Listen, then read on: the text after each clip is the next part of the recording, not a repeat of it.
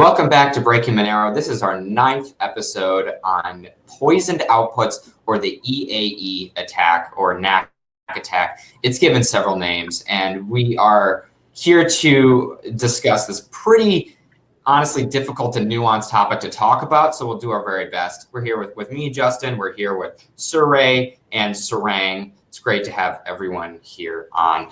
So this video is going to be diagram heavy. So if you're watching this on like a podcast, we'd recommend watching it in video form later if you're confused, because there's really a lot of stuff going on. But first, we're going to have 𝐸𝐸 talk about like what's the general idea of sort of marked funds that we're sort of talking about, and then I can jump into the diagrams to explain the situation to you all. All right, so here is a thought experiment for everybody in the Breaking Monero audience. Let's say that you are living in an oppressive society and you want to buy some banned books. And let's say that you have a local banned book dealer who stands on the corner, and you can go give them cash and they will give you your Bible or your 𝐻𝐵𝐢𝐠𝐢𝐽 or whatever copy of banned textbook that you want. Now, one question you might have is, how would this tyrannical government come to the conclusion that you are a purchaser of these devices? Or rather, how would they go about tracking the person who is supplying all of these banned books, these nasty little devices, to society? Well, one way to do it, and this is how law enforcement has done this, this is like good old-fashioned police work going back hundreds of years. You'd go do a controlled purchase from one of the street dealers. You go buy a book 6 or 7 times in a row, and then you look for bank deposits at local banks. And what will end up happening is this street dealer will go give the cash to his boss or one of his boss's minions, who will then hand it over to the boss. And then eventually it'll make its way into a deposit at a bank account.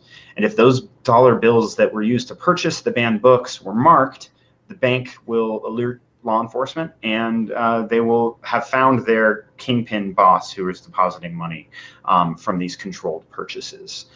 So the essential idea is person A is purchasing, person E is purchasing something from, oh man, I screwed it up.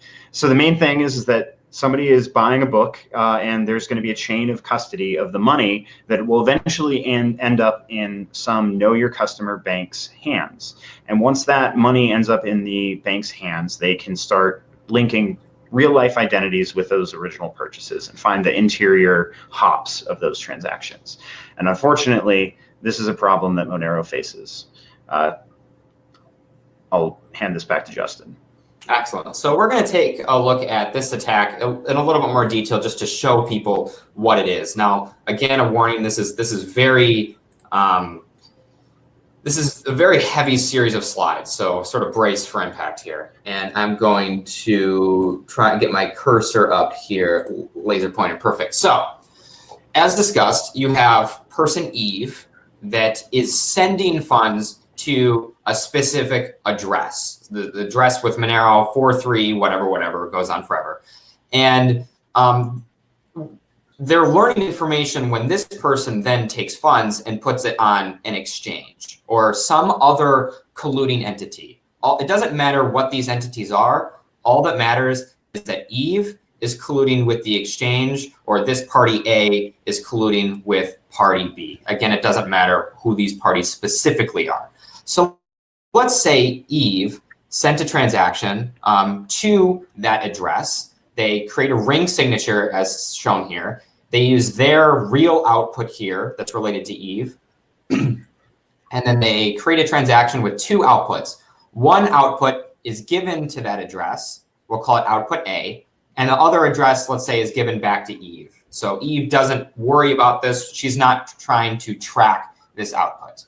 Ultimately, let's say that Eve comes back, looks at the blockchain, and notices that there are 3 transactions that have this output in their ring signature. These are not associated by time or anything. Let's just say there are 3 transactions. And let's say, like this first one, again, it uses A. The second one uses A. They all use this one output. These are all the transactions on the Monero blockchain that use this output. And we're not sure necessarily that A is truly spent in these ring signatures. It could be a decoy in all three, but they're still trying to learn information about what the situation is. So let's say for the second transaction here, for instance, that someone deposited this output on an exchange. This one yellow output here was sent to an exchange, and Alice was the person who sent the funds to the exchange. So for this EAE example, you have Eve as the first E, you have Alice in the middle, and then you have the exchange on the last portion here. So what we have to note here is like the exchange might suspect in conjunction with Eve that Alice is the holder of this Monero address. Now, this is a heuristic. It's not very strong, especially if there's only one instance here. We don't really know what the real case here is, right?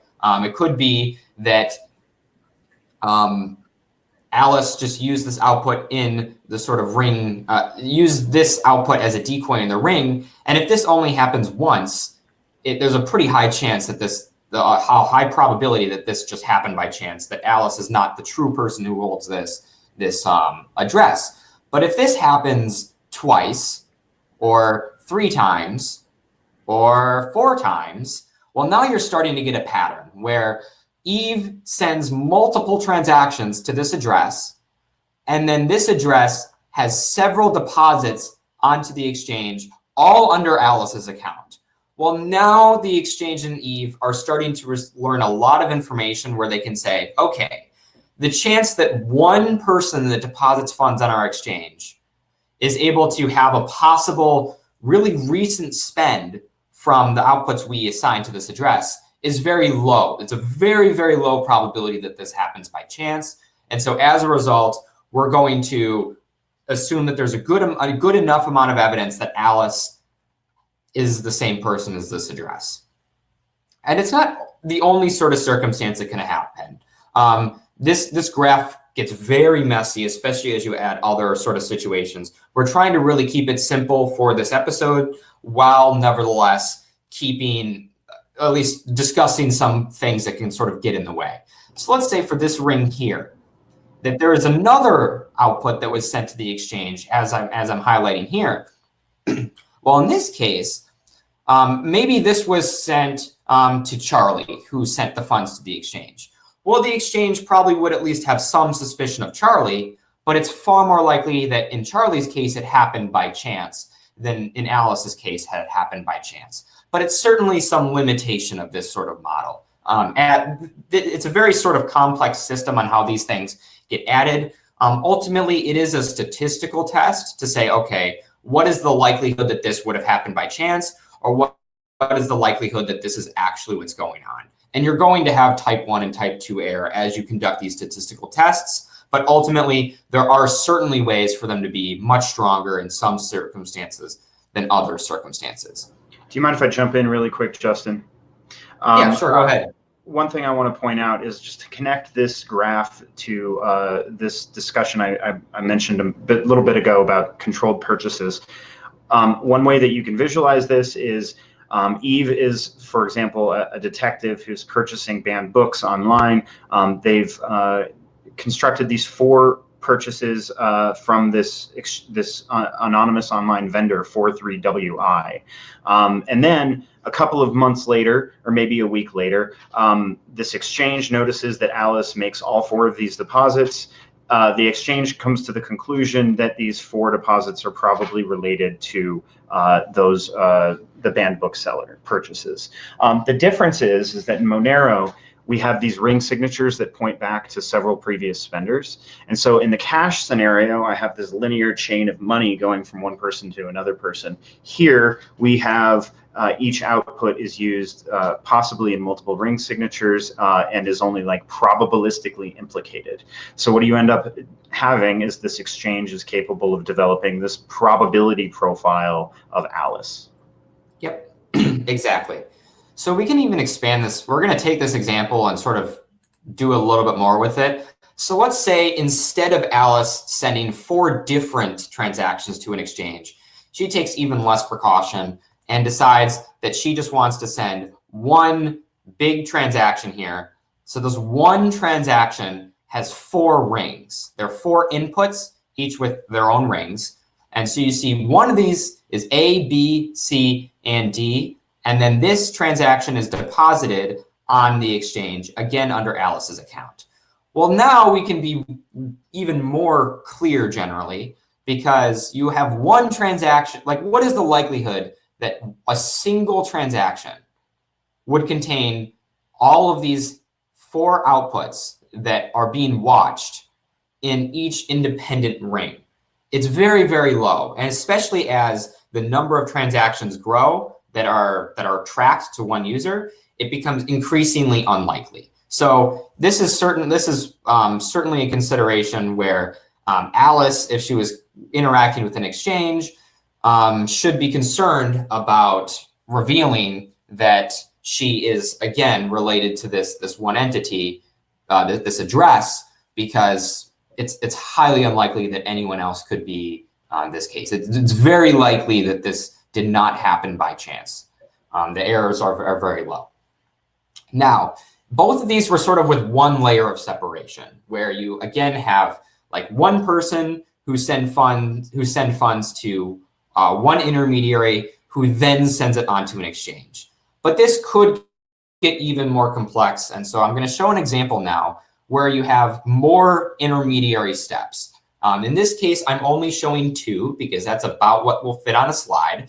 And even so, it's simplified, but this could be much longer depending on what you're really assessing. So again, let's start off with a simple single transaction case.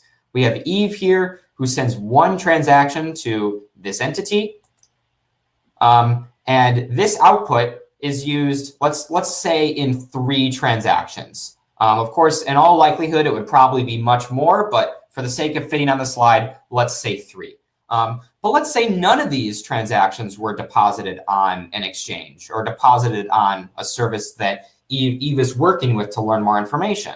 So what Eve might do is say, okay, well, even though I didn't learn anything specifically from these set of transactions, I'm still going to watch these new outputs that are generated. So instead of watching these 3, I mean, I'm still going to watch these 3, but let's say I'm also going to watch these. Well, now each of these outputs independently has a set of, let's again say 3 other transactions where these are spent. So let's say this output was used in these transactions, this output was used in these transactions, and so on and so forth. Let's say in this second layer that there is one transaction here that deposited funds to the exchange. Let's say Eve, who the exchange knows that Eve deposited these funds on the exchange. Well, do they know, or sorry, knows as Alice deposited funds on the exchange. Sorry if I misspoke there. Let's say that, so what do Eve and the exchange really know? How good is their test at determining whether or not Alice is really the same person that controls, is really the person that controls this account? And this is similar to the very first situation we went over, except that in this case, there is more ambiguity. You have even less certainty, because now instead of saying, okay, well, there's maybe like 3 transactions that I'm worried about, well, there's a lot more transactions here that you're worried about. The graph gets a lot larger.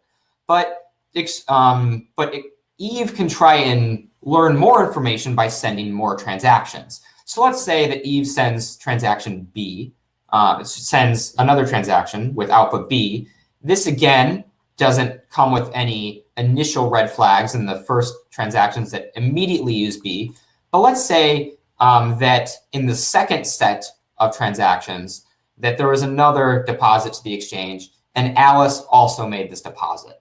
Well, now the exchange and Eve start to get a little bit more information about who actually deposited these funds, because now you're starting to have enough strength in a statistical model to say, well, now it's unlikely that Alice would have deposited both sources of these funds if they did not receive outputs A and B. So it's really important to show how this grows over time and gets more complicated as you have more layers to this. And to sort of simplify it, I have a nice stupid example here where we have a transaction tree. And it purposely looks very much like a pyramid here. But let's say that like one user, so for each tree here, this is the depth of an output as it goes on. So you have your initial transaction here that generates outputs, that generate more outputs, so on and so forth. And this tree gets bigger and bigger over time. So if you have two people that are involved on both sides of the transaction, again, let's say you have Eve here, sends funds to Alice, who then sends funds to an exchange really early on. Well, there's not a very deep transaction graph. And so Eve and the exchange have at least a decent idea. They can do a statistical test that has a pretty high degree of probability. But if there's only one test that's all the way down here, there's a ton of other entropy that could occur. The statistical test is far weaker. But if a user does this twice, so that sure, it might be deep down in the transaction trees, but there are several trees that they can collect information from, well, then the test starts to become stronger again.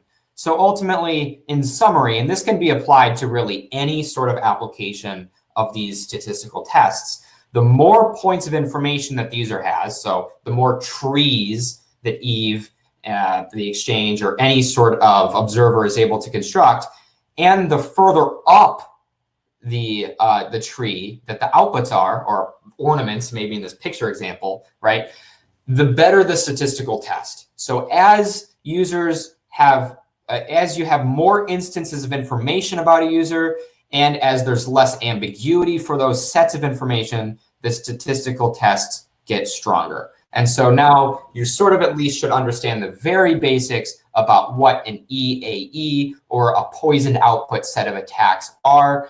It's the case where users try to construct as many, they try to be associated with as many of these trees as possible, and to try and learn as much observable information from it as possible so that they can really get actionable information.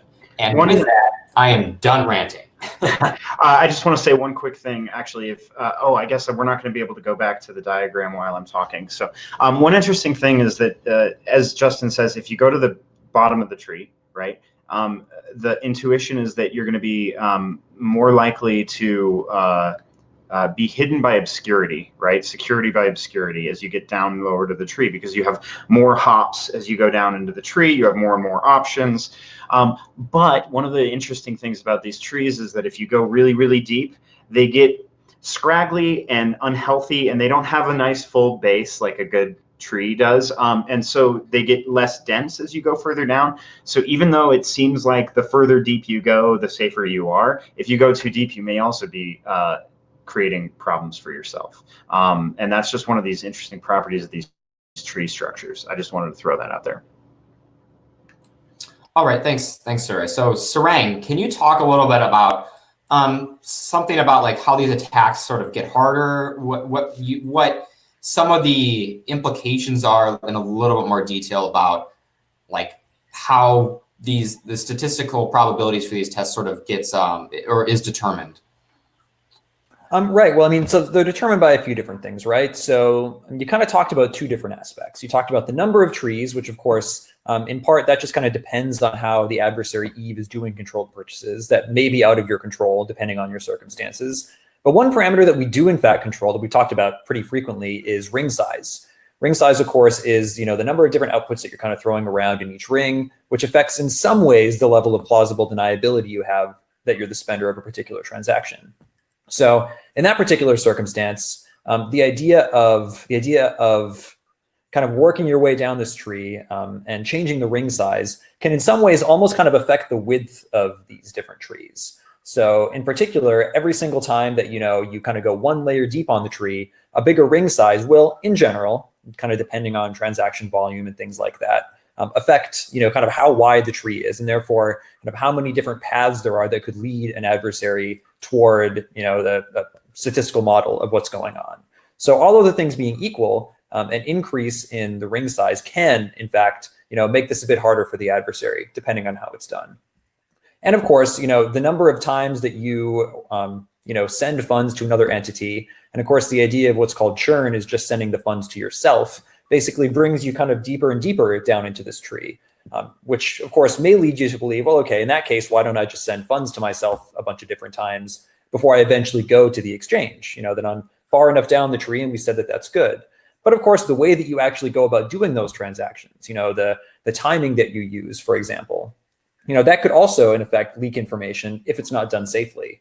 So, timing data, that may be available to others looking at the chain, or to your ISP, who knows when you're online and things like that. Different types of metadata like that can affect the way that churn is done, which is why when people say, how often should I churn and how should I do it? It's kind of a tricky question because it depends a lot on your threat model and how you go about timing it. So those are kind of two interesting parameters that kind of affect the way that these little trees are structured. So what about the point where, like, suppose, so how do you sort of avoid this type of problem though? But like, do larger ring sizes alone sort of help with this, where users don't need to care, or even with large ring sizes, do users need to care? Well, I guess you can kind of take this to an extreme, right? The idea that, suppose that the ring size kind of got, as big as it could possibly get. That is, suppose that every possible output was a possible decoy, and that every possible output would be used as a possible decoy. Then you kind of run into this large anonymity set situation that other, like Zerocoin or, Zcash type protocols and assets have, which in that circumstance, you're pretty much as good as you can get. Everything is equally probable as a spender. And trying to build this tree would be, absolutely incomprehensible. So to some extent, it does become really good. But, it's ring size in our particular case is a parameter that does affect things like transaction time and transaction size. So it definitely needs to be balanced against what we believe the possible benefit could be. It's definitely not a one size fits all answer for what the ideal ring size should be. It's tough. It's tough and tricky. And then we also want to make clear that the examples that I showed were not exhaustive, right? There's a ton of different other nuances or different things we could have thrown in there that would either make the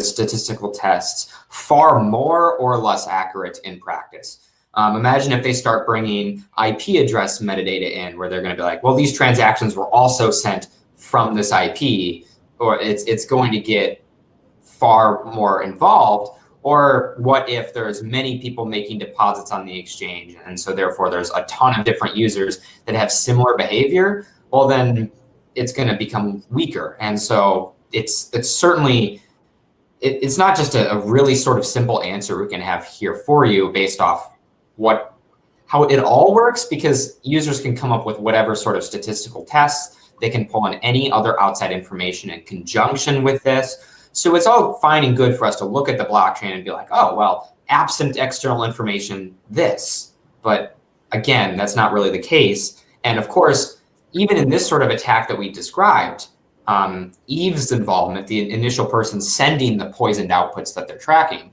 that still is sort of like external information by itself. So we're still testing an external information parameter. So yeah, that's actually a really good point. One of the main things is that these E characters, exchanges and Eve, the fact that they know that they are sending these transactions to this one suspicious address in the first place, that's not information that hits the blockchain. They just know that. That's external.